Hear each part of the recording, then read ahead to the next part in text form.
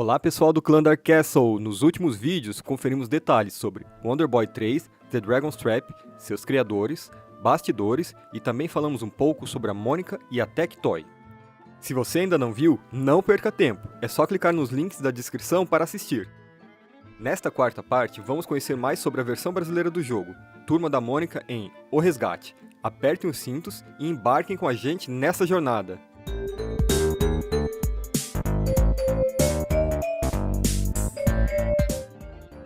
A Tectoy não parava de crescer nos primeiros anos e precisava urgentemente de um escritório maior para acomodar todos os funcionários. E eu fui para o Maurício para fazer alguma coisa lá que eu não me lembro agora exatamente. E quando passei na frente de um lugar grande, estava escrito aluga-se, né? Era um negócio imenso. Eu liguei para o Daniel e falei: ó, isso aqui fica em frente ao Maurício, é grande para burro e tal, por que a gente não muda para cá?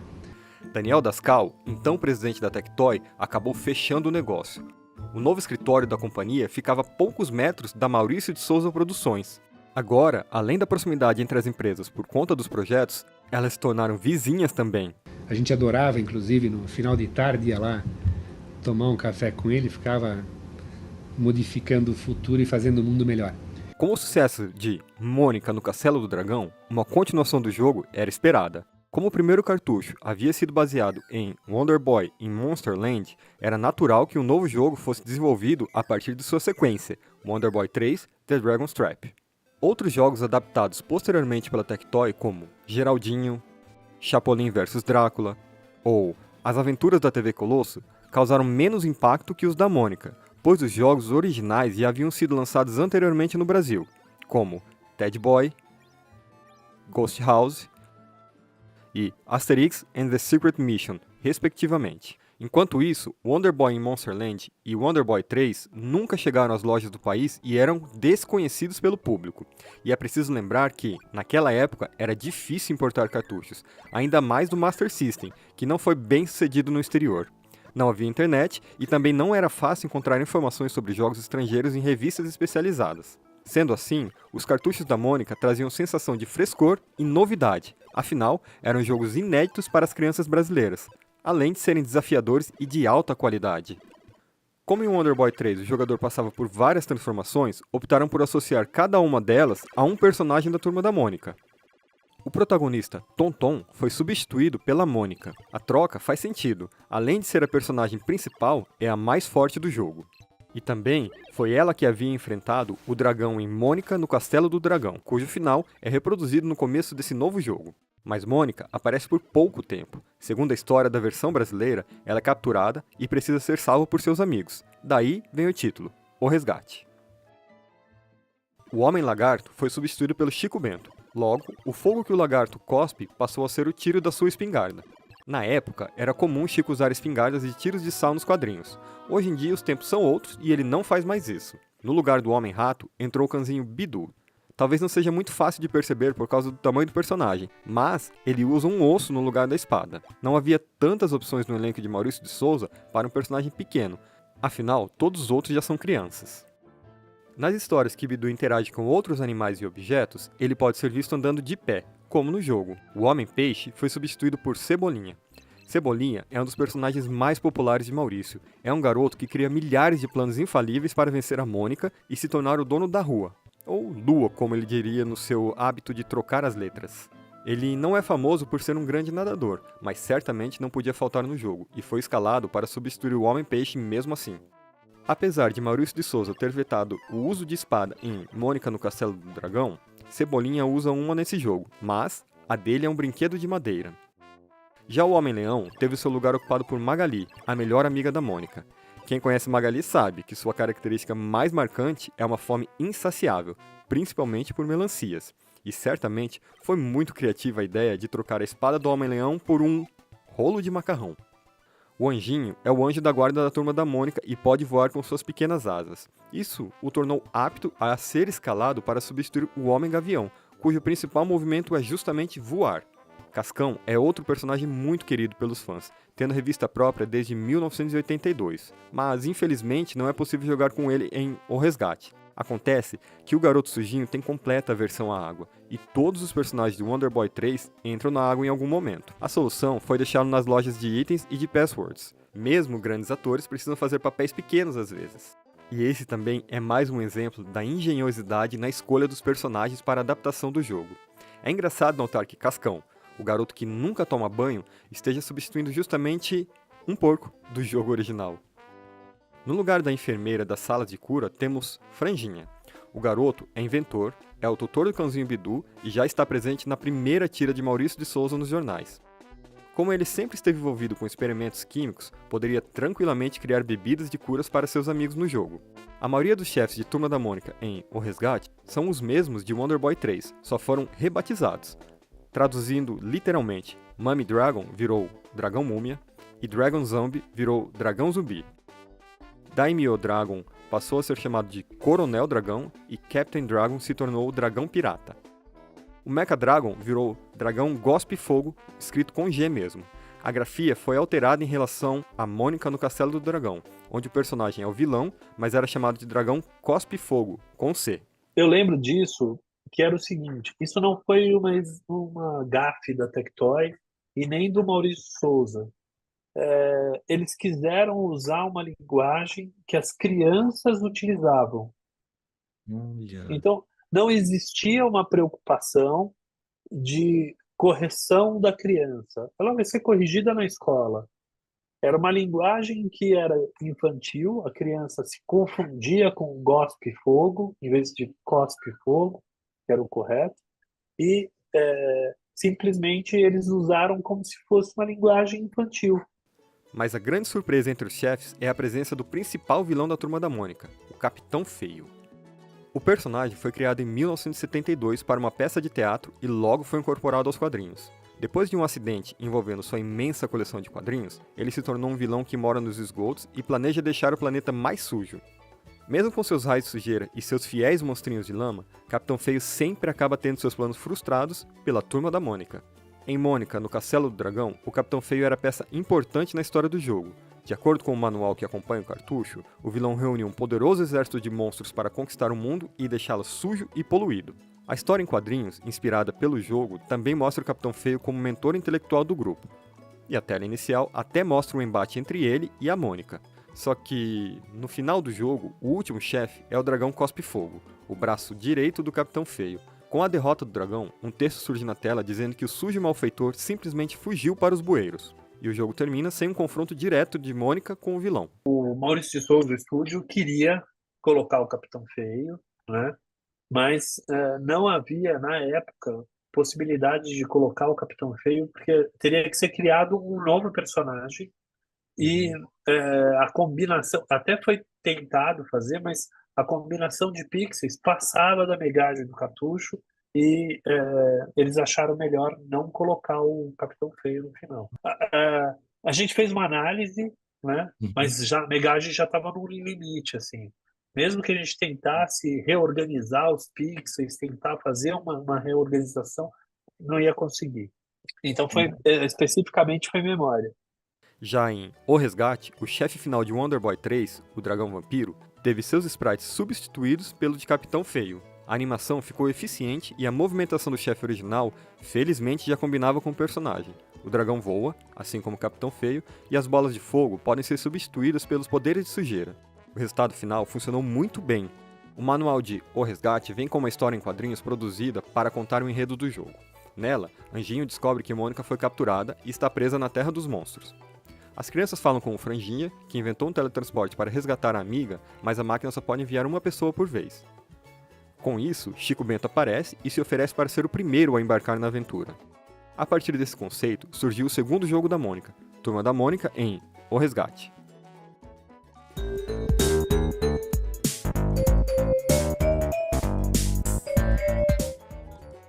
Todo o processo de desenvolvimento do jogo levou 1 ano. A definição da história e a escolha dos personagens foram realizados pela Maurício de Souza Produções. Para o pessoal do estúdio conhecer melhor o jogo original, a equipe da Tectoy providenciou uma fita VHS com Wonder Boy 3, The Dragon's Trap, sendo jogada até o final.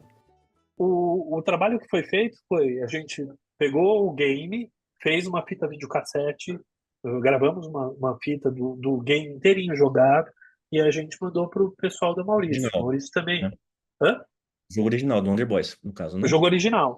E daí eles assistiram a fita toda e daí criaram o jogo. Então foi realmente uma adaptação em cima. Foi a mesma coisa que uma adaptação de um filme, né? Mas Uhum. era um videogame. A parte técnica e de programação do cartucho ficou a cargo da Tectoy.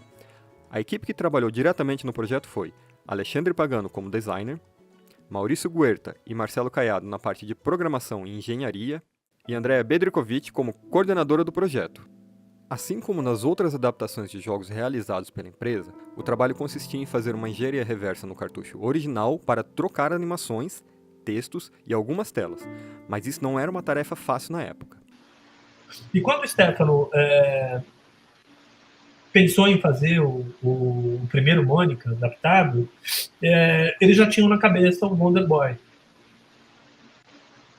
Quando saiu a adaptação, a gente o primeiro projeto de adaptação foi meio difícil, assim, né?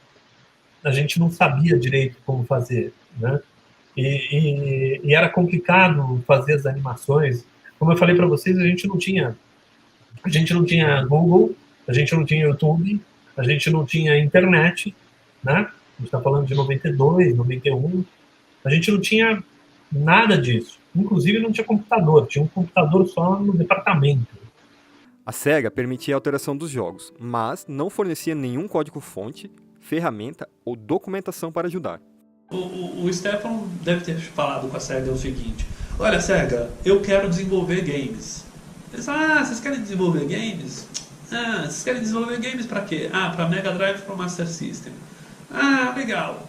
A gente vai cobrar tanto de vocês para vocês poderem desenvolver e, boa sorte. Não, vocês não podem... Não. Vocês não podem dar os códigos? Não. Vocês não podem ensinar a gente a fazer? Não. Vocês querem fazer? Ok. Pode fazer. Foi esse o acordo. Sem o apoio da SEGA, todo o trabalho precisava ser feito a partir de um único material disponível, o cartucho. A partir do conteúdo do jogo disponível no chip do cartucho, era possível extrair o código binário. Esse código binário precisava ser convertido para o código assembly do Z80, o processador do Master System. Esse material precisava ser analisado, depurado e estudado para entender o que fazia cada trecho do código. E isso era feito numa época em que os livros sobre o assunto eram escassos e não havia internet para pesquisar e tirar dúvidas. O setor de engenharia era chefiado pelo engenheiro Cláudio Oyamaguchi, que havia sido responsável pela tradução de Phantasy Star e a adaptação de Mônica no Castelo do Dragão. Durante a produção do primeiro jogo da Mônica, o programador Maurício Guerta integrou a equipe. Ele tinha experiência com o processador Z80 em automação industrial. Segundo a entrevista de Maurício Guerta para a revista Videogame, a equipe da Tectoy utilizou um equipamento japonês para executar o código de Wonder Boy 3 passo a passo. Isso foi fundamental para entender a organização do conteúdo do cartucho e encontrar os desenhos e textos a serem substituídos. A primeira etapa era realmente conseguir gerar um binário de volta do original. A gente tentava fazer um disassembler, gerava e depois assemblava de novo e ver se gerava um binário consistente. Esse era o primeiro teste que o pessoal fazia, né? Tipo, isso aqui era algo que a gente desassemblava e simplesmente assemblava de novo e gerava o binário. Aí ele não poderia afetar em nada. Né? Esse era o primeiro teste. Depois a gente ia alterava a tela inicial, mandava o pessoal ver a tela inicial. Isso era simples. Né? Quando trocava o personagem já era mais complexo. Aí você tinha que ver se não quebrava nada no código, tinha que rodar um mínimo de fases ali. E assim por diante, ia trocando o texto, a mesma coisa. Trocava o texto, ver se não quebrava nada. Quando a gente tinha uma versão, uma release final, a gente mandava oficialmente para o pessoal testar. O software desenvolvido pela engenharia para tentar extrair os dados do cartucho era carinhosamente conhecido como desbagulhador pela equipe. Eles era um apelido que eles davam lá internamente, que era um desbagulhador, é isso. Eles tinham feito, o pessoal de engenharia, olha que maluco, o pessoal da engenharia fez um software que desbagulhava o cartucho. Ou seja, era um software de engenharia reversa, que eles... o jogo estava em uma linguagem que era Z80, né? É isso? Z80, em Assembler, eles desbagulhavam para C, e daí eles conseguiam achar todos os parâmetros dos gráficos, aonde que estavam os gráficos, aonde que estavam os caracteres, aonde que estavam a linha de programação para dar as funções para o joystick, etc. A Tectoy não tinha nem mesmo programas de computador para criar imagens no padrão usado pelo Master System. E daí a gente precisava de ferramentas, ou seja, precisava de softwares para poder desenhar. Foi o pessoal de engenharia que fez um softwarezinho, aonde com o teclado, botão direcional para cima, para baixo, para esquerda, para direita, não sair do videogame, e o espaço, ele me permitia fazer uma seleção de cores e ir lá num quadradinho cheio de caracteres, cheio de quadradinhos, desenhar o personagem que eu tinha que desenhar. A equipe de engenharia desenvolveu 2 programas em linguagem C para facilitar o trabalho, o EdgeMage, para criar imagens grandes, como a tela inicial do jogo, e o SW Sprite, para editar imagens menores e inserir o conteúdo no jogo. Ambos eram programados em C e rodavam no PC AT286 do setor de engenharia. O trabalho em especial com a Mônica foi um trabalho interessante, porque o pessoal que desenhava lá os quadrinhos, né, do Maurício de Souza, eles não tinham nenhuma familiaridade com nenhuma ferramenta de informática, né? Eles faziam tudo na mão. Então a gente tinha que digitalizar todo o trabalho deles e retocar todas as artes. Era um trabalho que o Alexandre Pagano fazia na época. O designer Alexandre Pagano tinha experiência na área de produção de desenhos animados.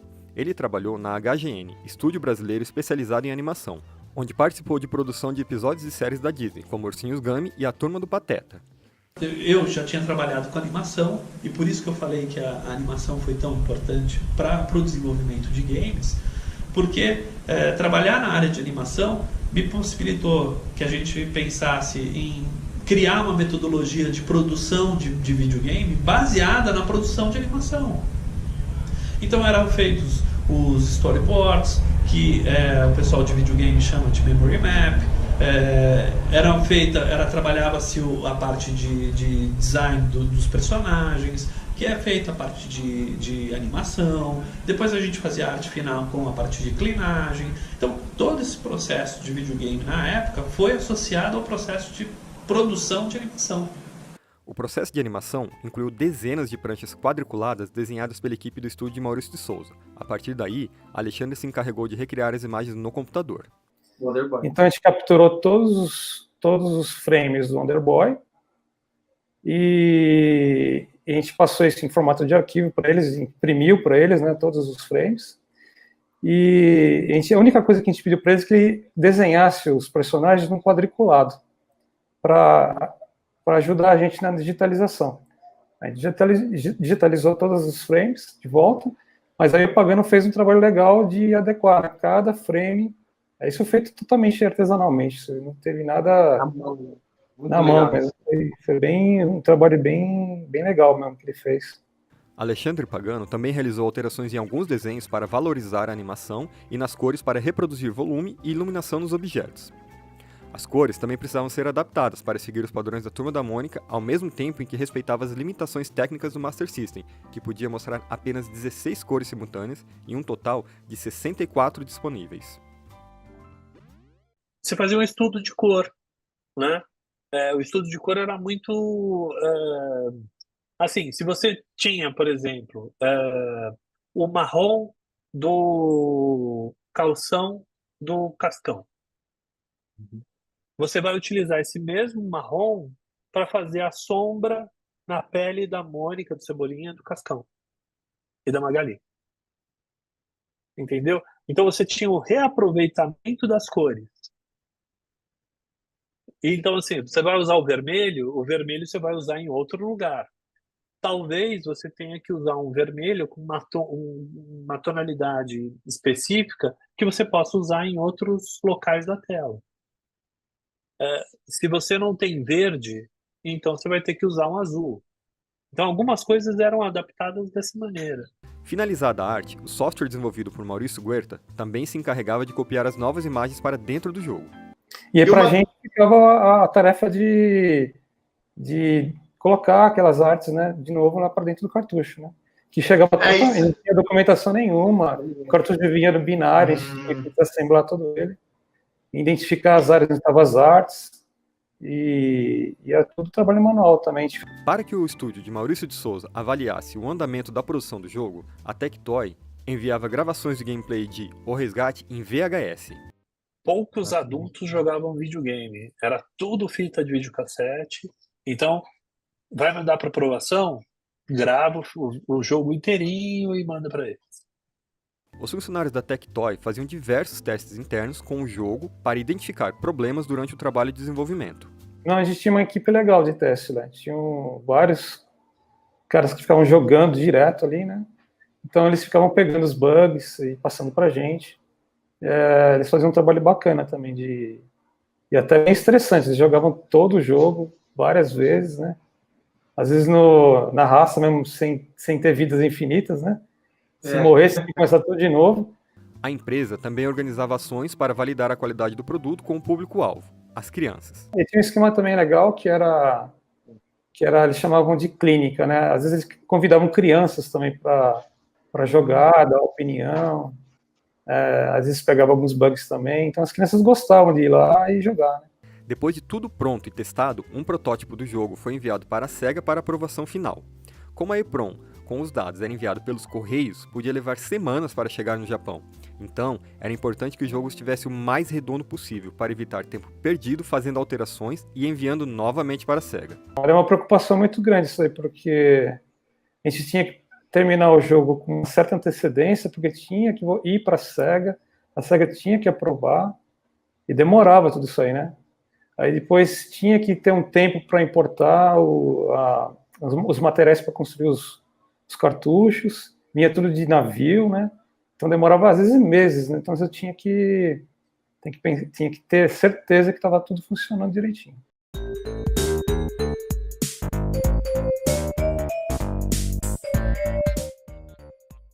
Turma da Mônica em O Resgate foi lançado no final de 1993 e foi muito bem recebido pelo público brasileiro e pelas críticas das revistas da época. A Ação Games destacou a dificuldade e trouxe um detonado de jogo até o final nas edições 50 e 52. O texto ressaltava que se tratava de uma adaptação da série Wonder Boy e que, desta vez, o Capitão Feio aparece. A revista Super Game 30 publicou uma resenha de 2 páginas com várias fotos, mas só até a parte do jogo onde se pode jogar com o Chico Bento. A maior surpresa ficou por conta da matéria publicada pela revista Videogame 35, de fevereiro de 1994. O jornalista Mário Fittipaldi fez uma visita à Tectoy e trouxe muitos detalhes e fotos dos bastidores da produção do jogo. Esse tipo de reportagem era bastante raro nas revistas brasileiras daquele tempo. Wonder Boy 3 combinava mais com o ambiente dos quadrinhos da Mônica do que o jogo anterior. Por mais divertido que Mônica no Castelo do Dragão fosse, era estranho ver a personagem interagindo com jacarés falantes, sapos e outros animais. Turma da Mônica em O Resgate tem bem menos personagens auxiliares, e mesmo eles também fazem parte do elenco dos quadrinhos.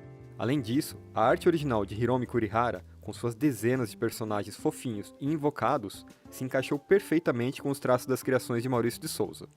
A experiência das equipes envolvidas permitiu que O Resgate fosse um produto mais bonito, polido e fluido que o jogo anterior.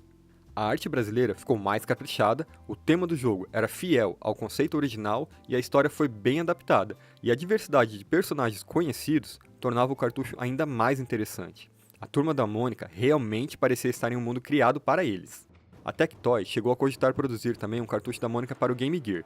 O jogo seria adaptado a partir da versão de Wonder Boy The Dragon's Trap, disponível para o portátil da SEGA. Eu lembro que o Paulo queria muito lançar a Mônica para o Game Gear, mas não valia a pena. A gente entrava sempre nessa coisa de fazer o game adaptado, não sei o que, e colocar para o Game Gear vai sair muito caro. Infelizmente, o console não vendia tão bem no Brasil quanto o Master System, e o projeto acabou se tornando inviável. Era totalmente na contramão do conceito ali de venda, né? O Game Gear era um Tava- conceito problemático. Ele dava prejuízo para a Tectoy. Uhum. Ele dava prejuízo para a Tectoy. e ele comia pilha, né? E dava muito problema. E quando voltava para manutenção, você tinha que dar um outro Game Gear. Tempos depois, o Master System Girl, console portátil da Tectoy que vinha com Mônica no Castelo do Dragão, ganhou uma nova versão. O aparelho passou a ser acompanhado por 2 jogos, Sonic the Hedgehog na memória e um cartucho de Turma da Mônica em O Resgate. Ryuichi Nishizawa, criador do Wonder Boy, deu a seguinte declaração quando questionado se conhecia as versões da Mônica. Nós não sabíamos na época do desenvolvimento que a versão brasileira de Monster World tinha adotado os personagens da Turma da Mônica. Descobri isso quando a internet se difundiu e alguém postou um artigo em um blog. Os personagens da Turma da Mônica são ídolos nacionais no Brasil, então sinto que é uma grande honra. Também fiquei surpreso ao saber que havia muitas pessoas do outro lado do planeta jogando o jogo que desenvolvemos. Meus amigos brasileiros no Facebook aumentaram. A atual sede de Maurício de Souza Produções até tem uma máquina de fliperama de Turma da Mônica em O Resgate, para relembrar esse ícone importante da história da empresa. E o jogo também volta e meia é relembrado nas revistas em quadrinhos da Turma da Mônica, o que reafirma seu status de clássico que marcou época. E assim, encerramos o 4º vídeo do De Volta ao Jogo sobre Wonder Boy 3 The Dragon's Trap. Na 5ª e última parte, vamos conferir as versões de Wonder Boy 3 para outros consoles, TurboGrafx 16, Game Gear e o caprichado remake que o jogo ganhou em 2017. Não percam! Se gostaram, curtam, compartilhem, se inscrevam no canal, ativem as notificações, comentem o que acharam e façam sugestões para os próximos vídeos. Obrigado por acompanhar a gente até aqui e nos vemos nos próximos vídeos. Valeu!